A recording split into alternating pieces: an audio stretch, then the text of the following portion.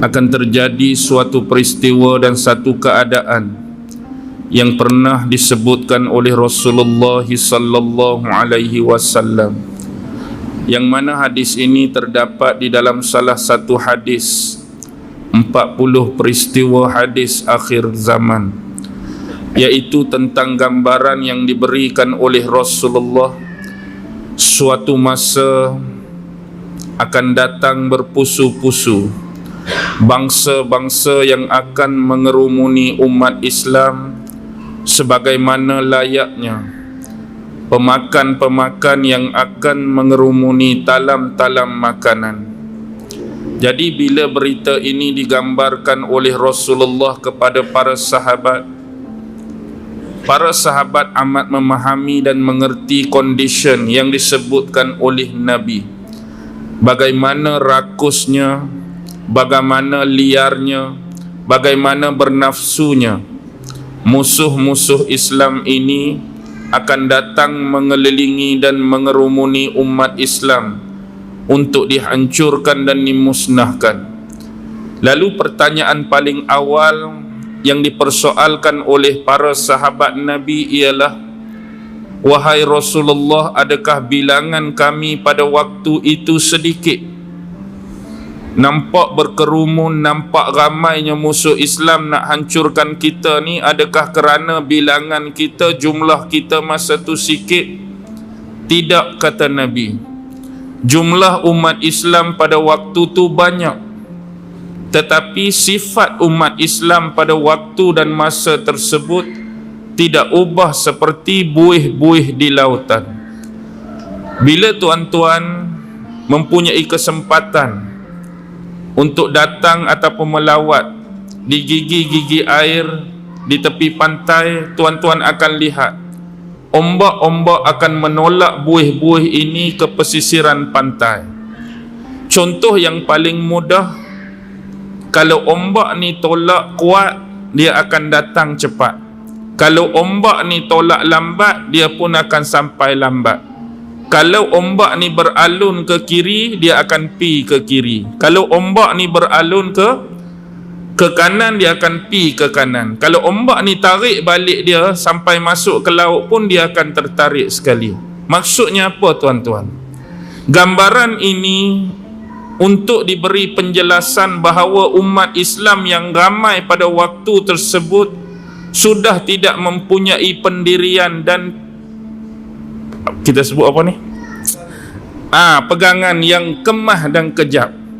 Maksudnya orang boleh bawa pi belah kiri, orang boleh bawa pi belah kanan, orang boleh tonyoh ke belakang, orang boleh tolak ke depan. Kita ni dah tak ada macam, tak ada misi, tak ada visi, tak ada idealisme Islam yang sebenar, sampai semua bentuk-bentuk pemikiran, sampai semua bentuk-bentuk kefahaman dan pendekatan kita terhadap agama seolah-olah diajar dan ditentukan oleh manusia-manusia yang berada di luar agama kita. Dan salah satu lagi yang Nabi sebut di penghujung hadis ni, kerana umat Islam pada waktu tersebut akan tertimpa dengan satu penyakit. Apa nama penyakit tersebut, tuan-tuan? Al-wahan. Al-wahan dalam bahasa Arab dari segi bahasa ialah lembek, lemah, tak ada kekuatan. Tapi dari sudut pemaknaan yang sebenar, apa yang disebutkan oleh Nabi dengan al-wahan? Hubbud dunya wa karahiyatul maut. Cintakan dunia dan bencikan kematian. Inilah penyakit yang akan terkena pada umat Islam di akhir zaman, iaitu cinta kepada dunia dan mereka membenci kematian. Tuan-tuan dan puan-puan, bila sebut berkaitan tentang dunia, bila sebut dunia, tergambar paling awal ialah harta benda yang kita punyai dan kita miliki. Sama ada rumah, sama ada kereta, sama ada bangunan, aset tu, aset ni, property tu, property ni, kita panggil sebagai dunia. Dalam agama kita Islam sebenarnya tidak menjadi kesalahan untuk kita mencari dan mengejar keduniaan. kerana kita hidup atas dunia, kita memerlukan sarana-sarana dunia ini untuk meneruskan legasi kehidupan kita sebagai pemudah caraan kita. Kita hari ni nak pergi mana jauh-jauh? Nak jalan kaki ke nak naik kereta, tuan-tuan? Kita nak naik kereta, tak salah pada kereta tu. Kita hari ni nak berteduh, takut kena hujan, takut kena panas, kita duduk dalam rumah. Hak panas pula, kita pasang kipas, kita pasang aircon. Dia tak salah semua benda tu. Yang jadi salah bila kita letak semua benda tu di sini. Kita nak guna dunia sekadar nak melengkapkan kehidupan kita. Bukan dia tu kita nak letak di hati, kita nak sayang sungguh-sungguh, kita nak bawa sampai mati.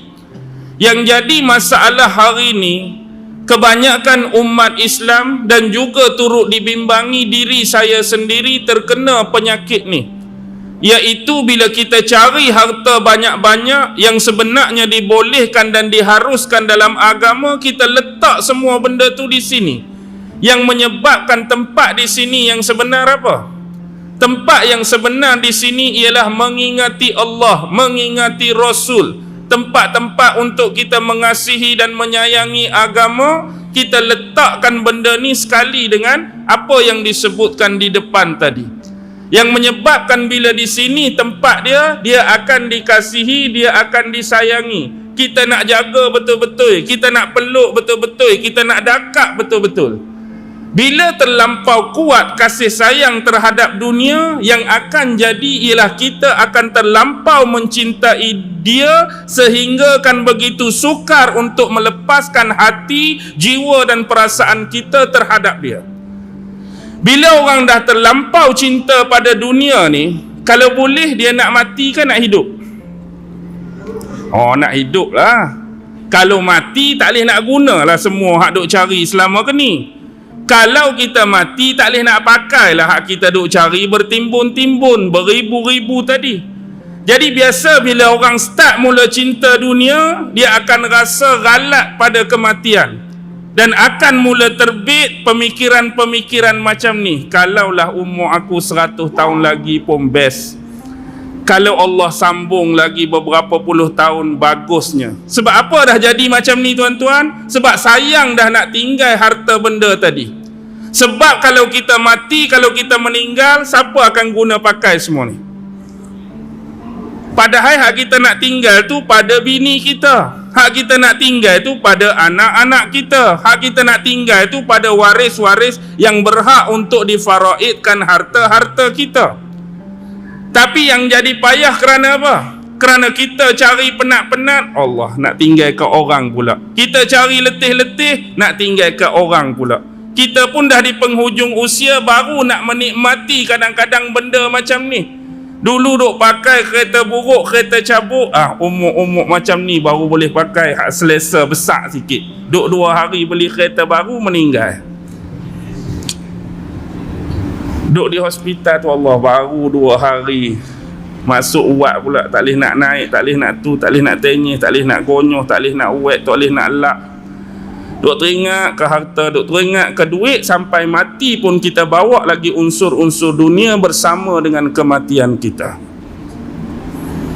Ya benar, tuan-tuan. Bila ini berlaku, manusia akan goyah. Jadi mereka tak mau mati. Kalau boleh hidup selama-lamanya, lagi bagus. Kalau dulu musuh-musuh amat menggeruni dan takut kepada umat Islam dalam konsep jihad yang terkait dengan unsur peperangan, apa dia? Sebab umat Islam dulu bila mereka masuk dalam alam peperangan, dalam bab militer, dalam bab jihad, apa yang mereka cari daripada unsur dan konsep jihad? Mati syahid. Mereka nak syahid, mereka menginginkan syahid. Mereka kalau boleh pi ni tak balik dah. Kalau boleh pi ni Allah matikan mereka dalam keadaan syahid, sedangkan musuh-musuh Islam jadi gerun kerana mereka mencintai kehidupan. Kita nak lawan satu manusia yang jenis tak takut mati ni. Kita nak lawan manusia yang bila dia masuk dalam perang ni, kalau boleh dia tak mau balik ni. Jadi mereka gerun dengan akidah-akidah dan kepercayaan-kepercayaan yang dipunyai oleh tentera-tentera seperti ini. Sedangkan mereka masuk dalam bidang peperangan, dalam bidang militer, mereka mengharapkan kehidupan. Balik dalam keadaan hidup, balik dalam keadaan tak kena jerangkap sama, balik dalam keadaan tak kena ambush, balik dalam keadaan anggota tak cacat, balik dalam keadaan anggota tak kena potong, tak kena kerat. Mereka rasakan kalau terkena benda-benda tadi adalah salah satu bentuk musibah dan penyesalan dalam hidup mereka. Dan kadang-kadang mereka sendiri tidak ada vision dan tujuan peperangan hanya kerana diarah semata-mata. Siapa yang arah mereka berperang? Pimpinan. Siapa yang mengarahkan mereka berperang? Ketua negara. Walaupun sendiri mungkin tentera-tentera itu tak menginginkan sekalipun peperangan dalam hidup mereka. Tapi kerana diarah, kerana dipaksa untuk menaikkan legasi negara, untuk naikkan nama raja, untuk meluaskan tanah jajahan, memperluaskan wilayah dan sebagainya, mereka tadi digunakan. Ini yang berlaku. Dan akhirnya mereka gerun dengan grup-grup seperti ini.